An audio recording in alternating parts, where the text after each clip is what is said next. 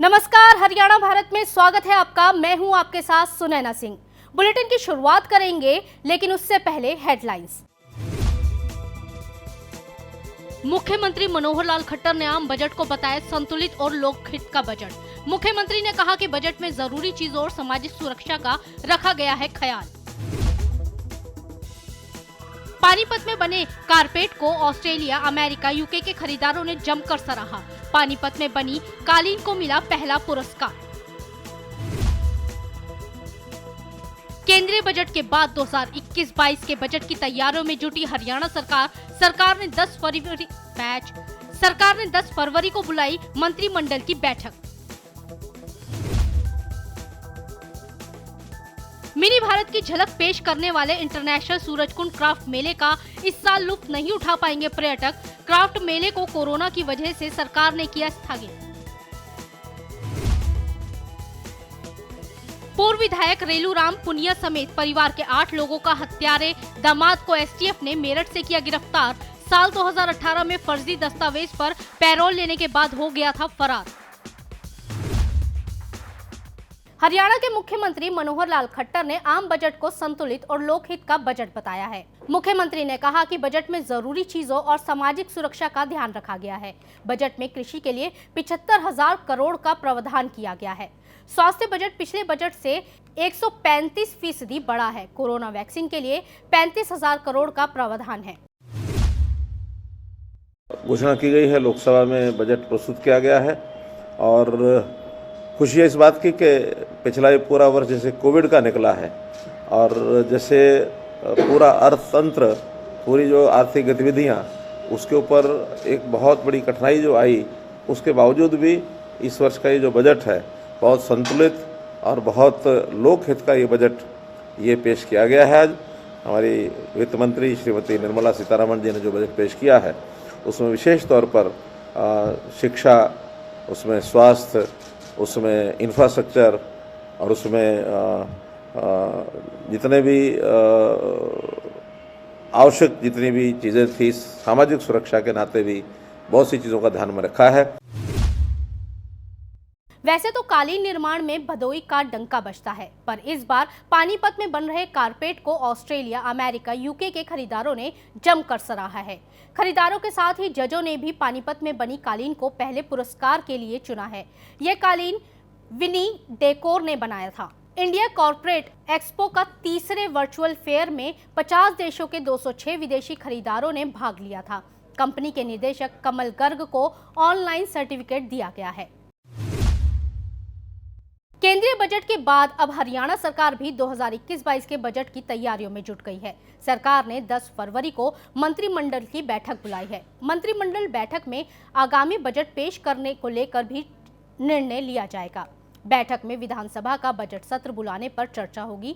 सत्र इसी महीने के अंतिम सप्ताह से चलाया जाएगा या फिर मार्च के पहले सप्ताह से इस पर भी विचार विमर्श किया जाएगा। बजट को लेकर किसानों की मिलीजुली प्रतिक्रियाएं सामने आई हैं। कुछ किसानों ने बजट को किसानों और मजदूरों के हित में बताया, तो कुछ मानते हैं कि टैक्स में कोई तब्दीली नहीं की गई है, जबकि टैक्स में राहत देनी चाहिए थी। वहीं परथला विधायक नयन पाल रावत ने बजट को ऐतिहासिक और आमजन से जुड़ा हुआ बताया। नहीं, लोगों के पास में खाने के लिए तो पैसे नहीं है, उसमें सोना चांदी है, उसमें सोना चांदी क्या करेगा आदमी। लोगों को पहले खाने के लिए चाहिए, राशन के लिए चाहिए। अब सिलेंडर है हमारा सस्ता होना था, वो भी सब्सिडी भी खाई जा चुकी है, तो सब्सिडी जो आ रही थी वो भी चली गई। 412 के थे, 800 का सिलेंडर है।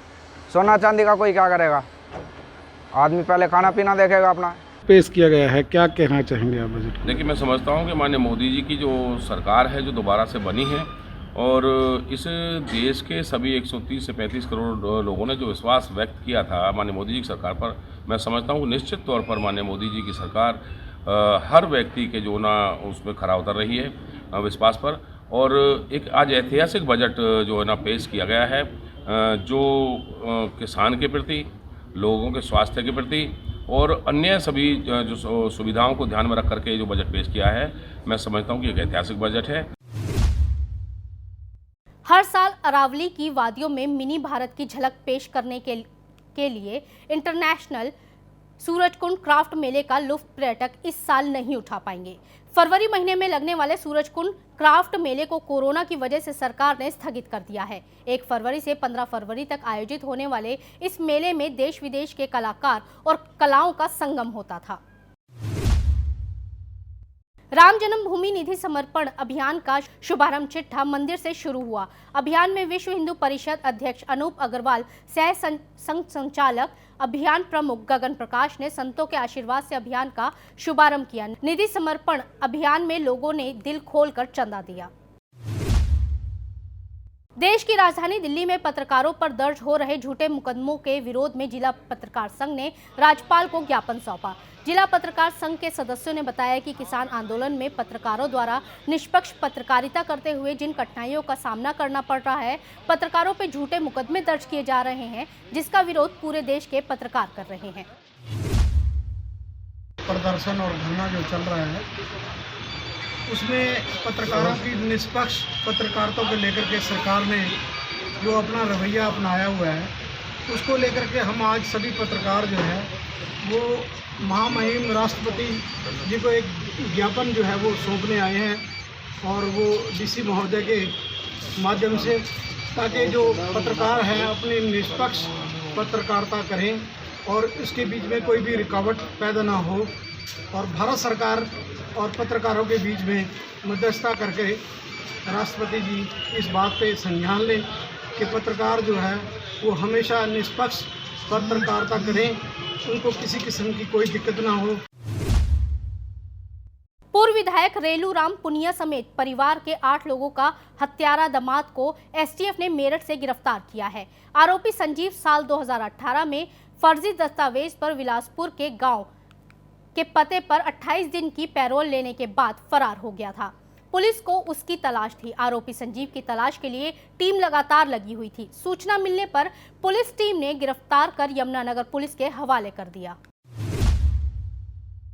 फिलहाल इस बुलेटिन में इतना ही। हरियाणा की तमाम बड़ी खबरों को देखने के लिए बने रहिए हरियाणा भारत के साथ। नमस्कार।